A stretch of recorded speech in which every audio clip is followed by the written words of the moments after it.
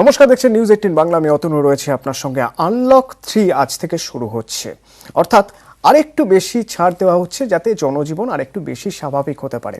কিন্তু তারই মধ্যে রেকর্ড সংক্রমণ। গত 24 ঘন্টায় 57,117 জন দেশে সংক্রমিত হয়েছেন। সেক্ষেত্রে কেন্দ্র চাইছে কন্টেনমেন্ট কৌশল, নতুন এক কন্টেনমেন্ট কৌশল। সেই কৌশল নিয়ে কথা বলবো। আমার সঙ্গে এই মুহূর্তে নিউজ রুম থেকে সরাসরি রয়েছেন আমার প্রতিনিধি কৌশিক দাশগুপ্ত, এবং আমার সঙ্গে রয়েছেন কমিউনিটি মেডিসিন বিশেষজ্ঞ ডক্টর কুণাল মজুমদার, রয়েছেন চিকিৎসক শিবব্রত বন্দ্যোপাধ্যায়। প্রথমে কৌশিকের কাছ থেকে জেনে নেব। কৌশিক, কেন্দ্রের এই কন্টেনমেন্ট কৌশল, নতুন কৌশল কি? দেখো, কেন্দ্র দুটো দিকেই দেখছে। এক হচ্ছে জনজীবন স্বাভাবিক করা এবং অর্থনীতির চাকা যাতে গড়াতে পারে মসৃণভাবে, তার জন্যই আনলক, লকডাউন থেকে আনলক। সেই দিকে বেশ কিছু ছাড় দেওয়া হচ্ছে। যত দিন যাচ্ছে ততই ছাড়ের বিশেষ যেসব ছাড়ের পরিধিটা বাড়ছে। পাশাপাশি করোনাকে রুখতেও কিন্তু কেন্দ্র করা, এবং তাদের নজর কিন্তু কন্টেনমেন্ট জোনের দিকে। যেইখানে কেন্দ্র এবার নয়া কৌশল যেটা নিয়েছে, যেইসব কন্টেনমেন্ট জোনে সংক্রমণের সংখ্যা অত্যাধিক বেশি, সেইখানে ঘরে ঘরে ঢুকে খোঁজ খবর নেওয়া হবে যে কোথাও কেউ আক্রান্ত হয়েছেন কিনা, এবং টেস্টটা অনেক গুণ বাড়ানো হবে। যেটা করা হবে সেটা হচ্ছে র্যাপিড অ্যান্টিজেন টেস্ট। প্রায় ঘরে ঘরে পৌঁছে গিয়ে প্রয়োজন মতো র্যাপিড অ্যান্টিজেন টেস্ট করা হবে এবং সেইখানে খোঁজখবর নেওয়া হবে। পাশাপাশি উপসর্গ, যদি সামান্য কিছু উপসর্গ দেখা যায় তাহলেই কিন্তু তাদের আইসোলেশনে পাঠানোর ব্যবস্থা হবে। এটা হচ্ছে যেখানে সংক্রমণটা বেশি। যেখানে মাঝারি মাপের সংক্রমণ সেখানেও কিন্তু টেস্টে জোর দিচ্ছে কেন্দ্রীয় সরকার। যেখানে কম সংক্রমণ সেখানেও টেস্টে জোর দিচ্ছে। কারুর যদি সর্দি কাশি বা কোনো রকম শরীর খারাপ হয় তাদের দিকে বাড়তি নজর দেওয়া হবে।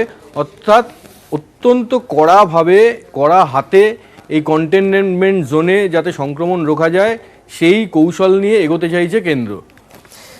ধন্যবাদ কৌশিক। ডক্টর শিবব্রত বন্দ্যোপাধ্যায় রয়েছেন কমিউনিটি মেডিসিন বিশেষজ্ঞ ডক্টর কুণাল মজুমদার। ডক্টর কুণাল মজুমদারের কাছে একটু জেনে নিতে চাইবো, এই নতুন কৌশল আপনি কিভাবে দেখছেন?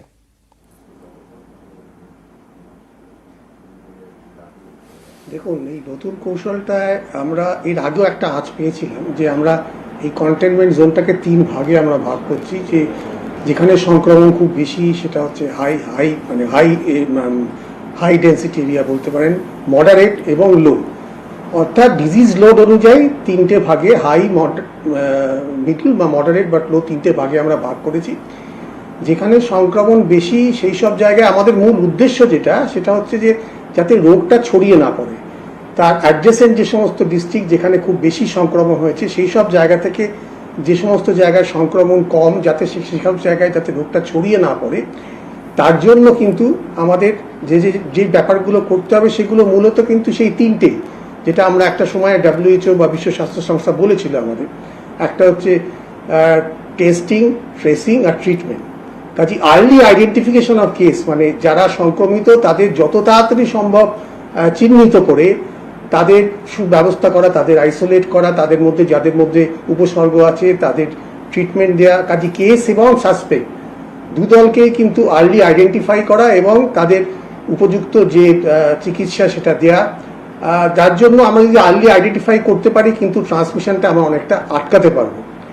তার সঙ্গে কিন্তু ওই ট্রেসিংয়ের ওপরও যথেষ্ট জোর দেওয়া হয়েছে যে কি করে আমরা যাদের সাসপেক্ট বা এই সমস্ত কেস বা যারা সংক্রমিত তাদের সংস্পর্শে যারা এসছেন তাদের আইডেন্টিফাই করা ইন্টেন্সিভ কন্টাক্ট ট্রেসিংয়ের মাধ্যমে। এবং যে নতুন যেটা ইনক্লুড করা হয়েছে সেটা হচ্ছে কমিউনিটি ইনভলভমেন্ট, মানে মানুষকে আরও বেশি সচেতন করা। তো যে সমস্ত জায়গায় খুব বেশি সংক্রমণ রয়েছে, হাইলি এন্ডেমিক এরিয়া, সেই সমস্ত জায়গায় কিন্তু ওই যেটা একটু আগে কৌশিকবাবু বললেন যে বাড়ি বাড়ি গিয়ে ডোর টু ডোর সার্চ করা, চিহ্নিত করা কিংবা খুঁজে বার করা যাদের মধ্যে সংক্রমণ হয়েছে, এবং তাদের মধ্যে যদি কারোর মধ্যে উপসর্গ থাকে তাদের আইসোলেট করা, বা যাদের মধ্যে রেসপিরেটরি প্রবলেম রয়েছে তাদের ঠিকমতো চিকিৎসা কেন্দ্রে নিয়ে যাওয়া। এইখান থেকে আমি একবার ডক্টর শিবব্রত বন্দ্যোপাধ্যায়ের কাছে জানতে চাইবো যে আমাদের কি সেই পরিকাঠামো রয়েছে যে আইসোলেট করার কথা বলছে যারা পজিটিভ কেস তাদের তো বটেই, পাশাপাশি যারা সন্দেহজনক তাদেরও আইসোলেট করতে হবে এক একটা জোন ভিত্তিক বা জোন বেছে নিয়ে। সত্যি কি সেই পরিকাঠামো রয়েছে আমাদের? না, পরিকাঠামোটা তো অনেকটাই তৈরি হয়ে গেছে অতনু, এবং আগে যেটা তোমাকে একটু বুঝতে হবে, এই যে নতুন স্ট্র্যাটেজিটা হচ্ছে, স্ট্র্যাটেজিটা খুব বিজ্ঞানসম্মত। সেটা হচ্ছে সারা ভারতবর্ষকে এবার ওরা আরো সুন্দর করে একটা ভাগ করে ফেলা হলো, যে হাই লোড যেখানে আছে কেসে, যেখানে মডারেট লোড আছে কেসে, যেখানে লো লোড আছে কেসে। যে জায়গাগুলোতে আমরা দেখতে পাবো কেসের লোডটা কম, সেটাই কিন্তু বেশি জায়গাটা পাবে তুমি ভারতবর্ষে। তো সেখানে তো আমার বেডের অ্যারেঞ্জমেন্টের অত দরকার নেই। সেখানে আমার মেন কাজ হবে ভালো করে সার্ভে করে দেখা যে আমার সত্যি এই জায়গাটা লোড থাকছে কিনা। পরে রইল আমার হাই আর মডারেট। আমরা যদি পশ্চিমবঙ্গে যদি দেখি যে হাই কেস লোড কোন কোন জায়গায় আছে, তাহলে কিন্তু তুমি দেখবে হাতে গোনা জায়গাগুলো আছে। তো সেক্ষেত্রে প্রশাসন যে এটা চিন্তা করে নেবে যে ধরো আজকে আমার খুব প্রান্তিক জায়গায় 400 বেড 300 বেড না রেখে, সেটাকে যদি আমি যে জায়গাতে কেস লোডটা বেশি হচ্ছে আমি সেখানে বেডের সংখ্যাটা বাড়াবো বেশি, সেখানে অক্সিজেনের সংখ্যাটা বাড়াবো, সেখানে ভেন্টিলেটরের সংখ্যাটা বাড়াবো। আর যে জায়গাগুলোতে কেস লোডটা কম সেখানে ডাক্তারগুলোকে আমি, সিস্টারগুলোকে, স্বাস্থ্যকর্মীকে আমি মোবিলাইজ করব। এখন আমি সেখানে অতটা রাখবো না, 100টা থাকলে 10টা করে দেবো। যেখানে আমার 100টা ছিল ধরো, যেখানে বেশি কেস লোড হচ্ছে সেখানে 190টা করে দেবো। তাহলে কি হলো, আমার এখানে কেস লোডটা বেশি, হাই কেস লোড যেখানে আছে সেখানে তুমি তোমার স্বাস্থ্য ব্যবস্থাটাকে আরো স্ট্রেংথেনিং করলে, তুমি এটা একটা খুবই বিজ্ঞানসম্মত পদ্ধতি। তার সঙ্গে তুমি পয়েন্ট অফ কেয়ার করলে, ডোর টু ডোর গিয়ে তুমি টেস্টিং করলে, সেটা র্যাপিড অ্যান্টিজেন টেস্টিংও হতে পারে, সেটা কোনো কোনো ক্ষেত্রে ওরা সেরো সার্ভে করে অ্যান্টিবডি টেস্ট করে সেইখানে কতটা কেস বার্ডেন আছে সেই কেস বার্ডেনটা বোঝা যেতে পারে। অর্থাৎ ডিটেকশন, ট্রেসিং, ট্রিটমেন্ট, আইসোলেশনের পদ্ধতিটা বাড়ানোর দায় দায়িত্বটা এসে গেল হাই কেস লোড যে জোনগুলোতে হলো। সোজা কথায় সেই আগের কথায় চলে যাও, সেই আমাদের যেমন ছিল আগে, যেমন যে আমাদের red zone, green zone, orange zone. Red জোনটা হচ্ছে হাই কেস লোড ধরে নাও, অরেঞ্জ জোনটা মডারেট ধরে নাও, গ্রিন জোনটা হচ্ছে লো কেস লোড ধরে নাও। তো সেইভাবেই আমরা এইভাবে চিন্তা ভাবনাটা চলছে। ডক্টর মজুমদারের কাছে একটু জানতে চাইবো, একটু আগেই আপনি কমিউনিটি ইনভলভের কথা বলছিলেন। কমিউনিটি ইনভলভমেন্ট এর ক্ষেত্রে সবচেয়ে বড় বাধা হলো প্রচুর মানুষ এখনো পর্যন্ত তারা একটা অজানা আতঙ্কের মধ্যে রয়েছেন। সেক্ষেত্রে সচেতনতা বাড়ানোর জন্য প্রচারটাই কি সবচেয়ে বেশি জরুরি?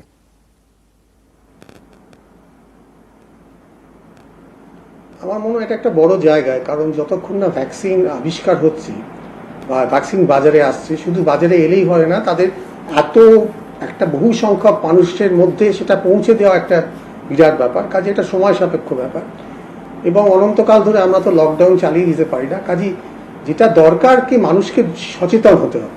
আমাদের এই পরিস্থিতি নিয়েই আরো কিছুদিন চলতে হবে, এবং আমরা নিজেদের কিভাবে রক্ষা করব তার উপর কিন্তু সেটা জোর দিতে হবে। যার জন্য আমার মনে হয় জনসচেতনতা, যেটা আমরা বলছি যে মাস্ক পরা, সবসময় মাস্ক পরা, মাঝে হাত ধোয়ার পদ্ধতি বা সোশ্যাল ফিজিক্যাল ডিস্টেন্স মেনটেন করা, এই যে ব্যাপারগুলো সেগুলো কিন্তু আমাদের সাধারণ জীবনের মানে আমাদের স্বভাবের মধ্যে এগুলোকে নিয়ে আসতে হবে। তাহলে কিন্তু অনেকটা আমাদের ট্রান্সমিশনটা আমরা কমাতে পারবো। আর একটা বড় ব্যাপার হচ্ছে যে সমস্ত জায়গায় এই হাই ডেন্সিটি এরিয়া যেগুলো আমাদের বলছে, বিশেষ করে মেট্রোপলিটন সিটিতে আমরা দেখছি, এখানে কলকাতা বা হাওড়ায় বা দক্ষিণের ব্যাঙ্গালোরে বা হায়দ্রাবাদে, এই সমস্ত জায়গায় কেস মর্টালিটি কমানো বা মৃত্যুর হার কমানো কিন্তু একটা বড় অবজেক্টিভ এই যে স্ট্র্যাটেজি রয়েছে তার মধ্যে। কাজে সেখানে ট্রিটমেন্ট ফেসিলিটি বাড়ানো বা যে সমস্ত জায়গায় দরকার যে number of bed, oxygen facility, ICU facility, ventilator facility বা ট্রান্সপোর্ট ফেসিলিটি, অ্যাম্বুলেন্সের ব্যাপার, সেইগুলো কিন্তু খুব জরুরি। কারণ ট্রিটমেন্টের ব্যাপারটাও কিন্তু চলে আসছে কন্ট্রাস্ট ট্রেসিং এর সঙ্গে, টেস্টিং এর সঙ্গে, সব কিছুর সঙ্গে। কাজে এই জনসচেতনতাটা একটা বড় ব্যাপার, কারণ আমাদের জানতে হবে যে অন্যান্য যেরকম রোগ, যে সমস্ত রোগ রয়েছে, ম্যালেরিয়া, ডেঙ্গু ইত্যাদির মতো করোনা এখনো থাকবে। কাজী এবং সাধারণ জনজীবন আস্তে আস্তে ফিরে আসবে, আমরা সাধারণ জনজীবনে ফিরে আসবো। আমাদের অর্থনৈতিক চাপ বা নানান রকম সামাজিক সমস্যা যেগুলো হয়েছে লকডাউনের জন্য, সেগুলো থেকে আস্তে আস্তে আমরা বেরিয়ে আসবো, এবং আমরা সচেতনভাবে নিজেদের কিভাবে আমরা রক্ষা করতে হয় সেইটা আমরা তৈরি করতে পারবো। ডক্টর বন্দ্যোপাধ্যায়ের কাছে জানবো। ডক্টর বন্দ্যোপাধ্যায়, কমিউনিটি ইনভলভমেন্ট তখনই সম্ভব যদি আমরা পারস্পরিকভাবে প্রত্যেকের পাশে থাকি, যদি আমাদের সহমর্মিতা থাকে প্রতিবেশীদের, তাহলেই সম্ভব। না হলে কাজটা খুব কঠিন হয়ে যায় না কি? 100 ভাগ। কমিউনিটি ইনভলভমেন্ট দেখো, যে কোনো প্যান্ডেমিক নিয়ন্ত্রণের বিষয়ে, অতিমারি নিয়ন্ত্রণের বিষয়ে কমিউনিটি বা মাস ইনভলভমেন্ট যতক্ষণ না হবে ততক্ষণ সেই নিয়ন্ত্রণ কিন্তু খুবই ডিফিকাল্ট। তার সবচেয়ে বড় উদাহরণ হচ্ছে ধারাবি মডেল। দেখো, ধারাবি মডেল বা যে কোনো কলোনিতে মডেল একটা খুব কুইক সাকসেসফুল হয়ে যাচ্ছে, কিন্তু সেটা যখন বড় আবাসনের ক্ষেত্রে তুমি আসছো, দেখো সেখানে তোমার সাকসেস রেটটা কমে যাচ্ছে। সাকসেস রেট কমে যাওয়ার একটাই কারণ হচ্ছে কমিউনিটি ইনভলভমেন্ট। আমাদের যখন বড় আবাসনে যখন কোনো বিষয় ঘটছে তখন সেখানে কিন্তু মাস ইনভলভমেন্ট অনেক কম, কিন্তু তুমি যখনই একটা কলোনি এরিয়াতে হবে সেখানে কিন্তু তার একটা লিডারশিপের কথা শুনে, এবং সেক্ষেত্রে মাস ইনভলভমেন্ট অনেক সুন্দর হয়। একটা ঘরে 4 জন থাকলো, সেখানে কোহর্ট আইসোলেশন করা যায়, এই জিনিসগুলো অনেক সোজা হয়ে যায়।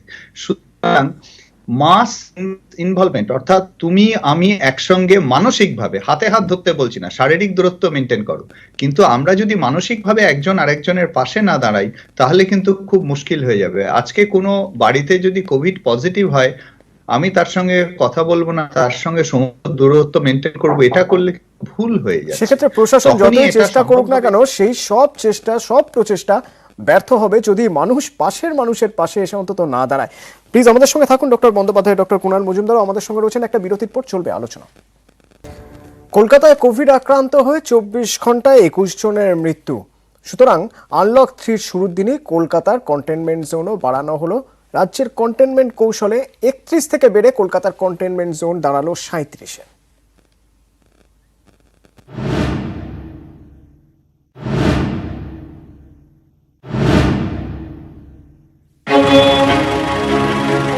আনলক 3 শুরুর দিনেই কলকাতায় আরও বাড়ল কন্টেনমেন্ট জোন। জুলাই মাসের 24 তারিখ থেকে কলকাতার পুরো এলাকায় কন্টেনমেন্ট জোন ছিল 31টি। 6টি কন্টেনমেন্ট জোন বেড়ে সেই সংখ্যায় দাঁড়ালো 37-এ। পুরসভার কাছে এখন মাথা ব্যথা পূর্ব ও দক্ষিণ পূর্ব কলকাতা। পূর্ব কলকাতায় বেলেঘাটা এবং দক্ষিণ পূর্ব কলকাতার মুকুন্দপুর ও পাটুলিতে কন্টেনমেন্ট জোন বেড়েছে। এখনো কলকাতায় চিন্তা বাড়াচ্ছে আবাসন। নতুন কন্টেনমেন্ট জোনগুলিতে 10টি আবাসন, তবে নতুন কন্টেনমেন্ট জোনে বস্তির সংখ্যা 5। কলকাতায় কিছুটা স্বস্তি উত্তর ও মধ্য কলকাতা। উত্তর ও মধ্য কলকাতায় কন্টেনমেন্ট জোন কমেছে। কন্টেনমেন্ট জোন কমেছে বেহালা ও গার্ডেন রিচেও। নিউজ 18 বাংলা। কমিউনিটি মেডিসিন বিশেষজ্ঞ ডক্টর কুণাল মজুমদারের কাছে জানতে চাইব, কন্টেনমেন্ট জোন বাড়ানো হচ্ছে কিন্তু সংক্রমণ রোধা সম্ভব হচ্ছে না কেন?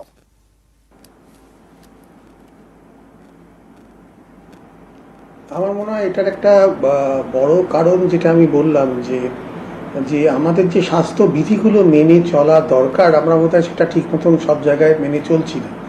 এই যে আমরা বলছি যে মানে যখনই বেরোবো মাস্ক পরবো, বা সঠিক ফিজিক্যাল ডিস্টেন্স মেনটেন করবো, বা তাড়াতাড়ি বারবার হাত ধোবো। আর দ্বিতীয় ব্যাপার হচ্ছে যে আনলক সময় যখন সব অফিস এবং বিভিন্ন জায়গায় দোকানপত্র খুলে গেল, মানুষের মোবিলিটি অনেক বেড়ে গেল, পাবলিক ট্রান্সপোর্ট অনেক খুলে গেল, মানুষ বাইরে বেরোতে শুরু করলেন, অফিসে যাচ্ছেন, কার্যক্ষেত্রে যাচ্ছেন, ফলে তাদের মধ্যে এক্সপোজারের চান্সটা আরও অনেক বেশি হয়ে যাচ্ছে।